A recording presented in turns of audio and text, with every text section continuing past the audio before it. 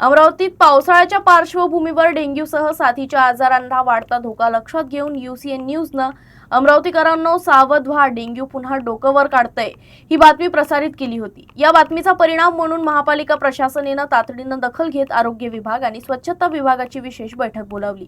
शहरभर फवारणी, फॉगिंग, डास निर्मूलन आणि जनजागृती मोहीम राबवण्याचे निर्देश यावेळी देण्यात आले। पावसाळ्याच्या पार्श्वभूमीवर डेंग्यू, मलेरिया, चिकनगुनिया तसेच इतर साथीच्या रोगांचा संभाव्य प्रादुर्भाव रोखण्यासाठी महापालिका व्यापक कृती आराखडा तयार करीत आहे। तसेच शहरातील सर्व प्रभागांमध्ये तातडीनं फवारणी, फॉगिंग, डास निर्मूलन, जनजागृती आणि स्वच्छता मोहीम राबविण्यात येणार आहे।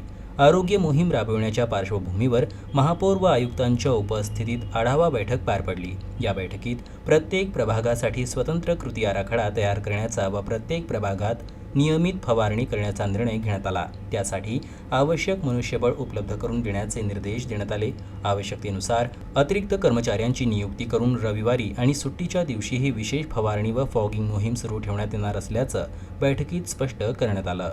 शहरातील डासांची उत्पत्ती होणारी ठिकाणे तातडीनं शोधून त्यांचं निर्मूलन करणे तसेच अन्य बाबींवर सविस्तर चर्चा यावेळी करण्यात आली।